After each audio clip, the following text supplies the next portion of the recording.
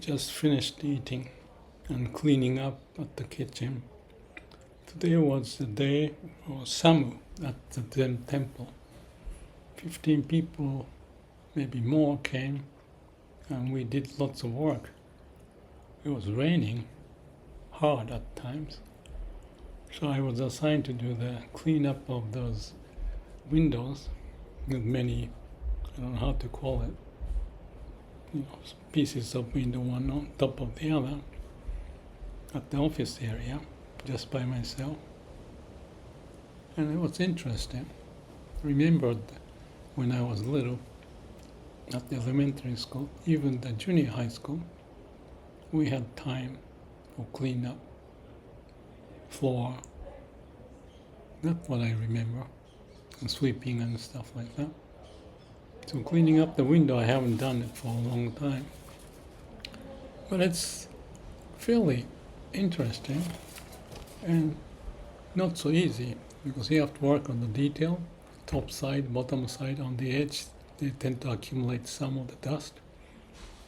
And you have this wiping, cloth with the vinegar so that you clean up. And it gets dirty very easily. So what's the point of me talking about it? I was thinking about learning. To improve the skill, we need to learn. Whatever the skill, whether it's just cleaning up the window or sweeping, Samu is the term for the Zen monks to work together.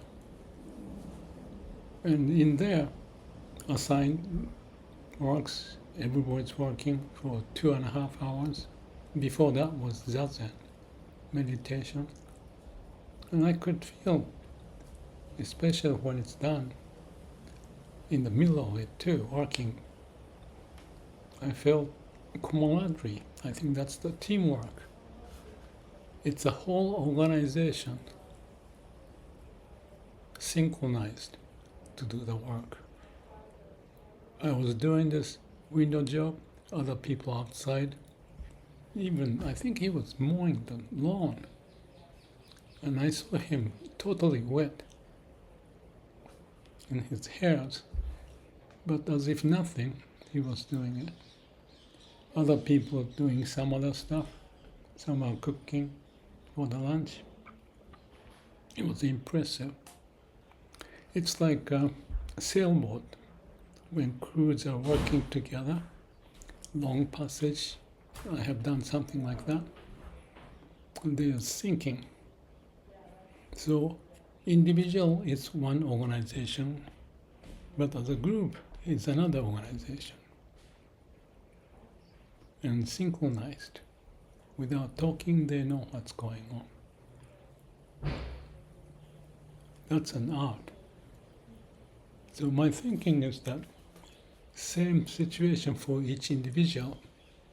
You have different departments, that's the idea of the mini-me, and they do different things, but you want to have certain way of organizing to get things done. So it's the general management skill. And that's why we talked about the handyman idea. Mini company, mini-me, individual as a handyman to be able to do lots of things depending upon the situation. And obviously, if you have certain skills, very interested, that's what you want to do. And other skills, maybe you can have some other people helping you. So that's how the organization work together. And that's how we found as human to be able to do that. So it's art. It's not as much of top-down only. The guidance of what to go, where to go, how to go may need to be done, but each individual knowing with each other, helping each other, like a relay, certain boundary, but they can move this way, that way. And as a whole, it's a whole living being. That's Sangha in terms of the Buddhist approach of people creating a group with a common mission, ideas, working together. People working together with a common mission. As an individual, we are to orchestrate with mini-me. Different part of me would do thinking, calculating, or planning. Other part of me may listen to how tired I am, or which way to go, or any other things. So we are synthesizing all the time. So that's the vision. And that's why when we talk about AI, how AI functions, and I see AI as a mini company, just like me as an individual. AI is like an individual. So there's a top-down idea, but within that AI, there are different departments, quality assurance, or safety, or privacy, or more interested in the mathematics. Others may be something else. So AI is doing it, but if the barriers between is blocking, it's like a mind may be blocked with certain habit, and you don't see, or you may see, but you don't communicate, you don't understand to make a judgment. So when it happens between AI and myself, like I experienced with one of the AI, that he may keep mistakes over and over and over, just to narrowly focusing on things and cannot see anything more than that. So top-down approach and get caught up in that process, AI can get into this hallucinating process, and that's where I spend 5 hours, 6 hours in one file transfer, but there are so many pages of information, this AI couldn't do it after 4 or 5 or 6 hours. So instead of going one way and making a mistake and coming back and try another way and coming back without looking at the whole picture, unable to think through it, I was sort of like a victim. Oh, okay, I tried that. And he's a commanding officer airplane, and I'm a driver, and he tell me what to do. And I tell, and then he get stuck, and then I tell him they get stuck, and this guy or the AI tell me, well, then you have to go back and do this. And back and forth, 4, 5, 6 hours. Because it's such a top-down and not horizontally connecting as a team, like I was talking about. In the case of Sang, I was just doing this basic cleaning job, what each one to do, and then if one is extra time, then he moved to the kitchen and help the kitchen people, or laundry, or clean up, anything like that. So that is awareness, not just the linear programming of do this, and make a mistake and come back. And that's 5, 6 hours. But here, each person knows what to do, and there's unknown camaraderie to get things done at a certain point. And if you finish, like in my case, I couldn't totally finish. I finished early office, but the other operation I couldn't finish, but that's okay. Or if I did finish, then I go to someplace else to help without being told. I have that ability. So if everybody is like a handyman, kind of a sense, customer orientation, relating to each other, the approach will be different. So that's very important for us to think about AI, how things can change. So those things, one idea that I can share with you is the idea of experience curve. I was at the Boston Consulting Group, consulting business, and that's one of the idea. This is way back 40 years ago. It's very simple concept. It's as you experience more, your cost will go down. It's an exponential curve usually. It's called experience curve.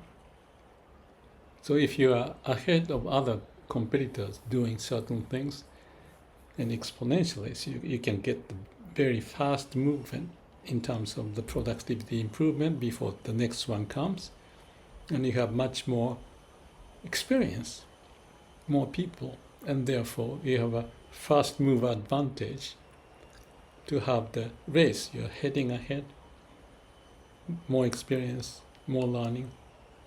Like this window cleaning place, I haven't done this before, so it took time, but then I can learn quickly. And the marginal gain as you learn will be reduced, going forward, because it's exponentially, experiencing, and then the percentage improvement will be corresponding to that. And there's what's called the forgetting curve. I always forget this guy's name. Maybe I'll come back later. But the forgetting curve is the same thing. If you want to forget, or if you do forget someone's name, usually you forget at the, say, 10% in 2 hours, let's call that. And the next 10%, what is that, 10%? Anyway, exponentially, you would forget things. Meaning, first part is quick and then slower to forget. So, to remember things, you want to repeat. So that's the reason why I often talk about it. Repetition is the mother of the skill. To forget, or the other case, is productivity, or learning, memory, any of those. So if we know that, that helps us. And what makes a person who is a master of something has usually gained much time and experience before other people. Window clearing, or I want to talk about Einstein's case. One of his famous words is that he says, compared to other people, he said he's not smart, but he stays with the problem longer. That's the critical thing. That's the experience of getting into it. And if you can stay longer, you are much ahead of this exponential improvement process compared to others. That's what he's talking. So any master of any subject, whether it's law of relativity or Picasso's painting, and especially when you have this implant, you have a high level of resource already programmed into you. Picasso had a father who was a painter, and that's how he picked up. And many people, like musicians, perhaps investors like Warren Buffett, have a very fast learning early in his age, so that they are much ahead of this experience curve. Typically, experience curve is used for the organization, competitiveness, but each individual is the organization. So it works the same way. So I'm slow in certain area, I know that. We don't have to talk about it. But hopefully I'm quick in certain area, the experiences. And in my case, experience is related to being in different countries, different departments, and looking at the organization to see where the blockage is and how to solve it.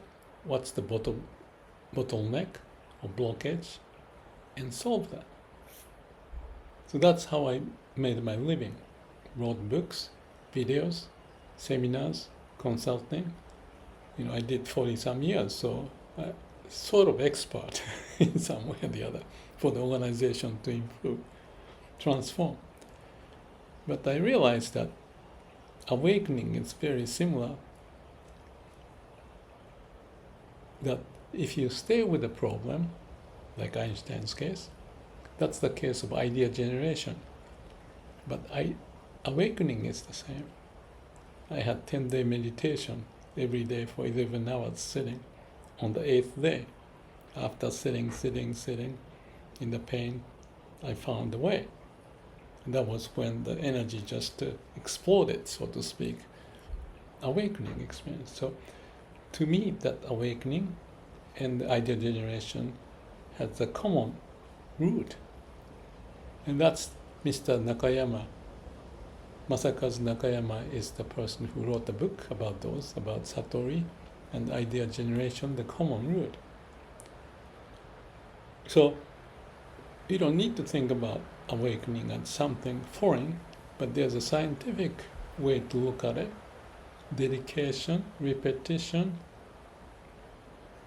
and empty mind. When you think, you cannot go anywhere, then you get to the point of no thinking. That's meditation, zazen. You're sitting. And this life force, as if this life energy stored couldn't get the way to express because mind was busy, but now mind is empty. But the problem consciousness still exists. So heaven helps those who help themselves if you are on top of it. Aha! Light bulb, Einstein, or surfer, painter, investor. So everybody, if they like something and connect it to how you learn from the implant process, but you don't know it, but you have those skills, typically that's something you really like, so you can last longer. So that's one thing I thought about, which is connecting to some other point that I shared in this video. But again, you want to like what you want to do, to be excelling in that field. If you don't like to do it, you have less chance of breaking through. I wanted to do the meditation, I put everything into it, and the outcome was good. But it took so much time and energy to devote myself. But if you like that, and you're curious about it, you study a lot. So that's what can happen. So let me just say a few words about men and women, because when I was doing this window cleaning, I thought about it. Why I thought about it? I cannot tell. But I was thinking of like the case of Einstein, the Newton, or Warren Buffett, or Picasso. What about men and women? Why women tend to live long? That's a funny thought. But I thought by doing this repetitive job of the window cleaning, women's life years ago, they tend to be at home, taking care of things, the babies, the food, washing, whatever is needed. The man is out. So women is spending more time, so their experience curve of dealing with the situation, which is repetitive, but there are all varieties of things happening, so it's the same handyman situation, laundry, father, or cooking, and the woman does so many things, but at the same location, more or less, but have this connection with all the friends and the people around, and they tend to chat quite well to communicate. And the man's case is that, in my view, like in looking at myself, exploration. And instead of repeating, I repeat more than certain times. I want to not to do that anymore. If I master it, I want to go to the next something. So men tend to hunt or even fight, and when you are in that situation, you are facing lots of uncertainty. and you cannot think ahead what's going to happen.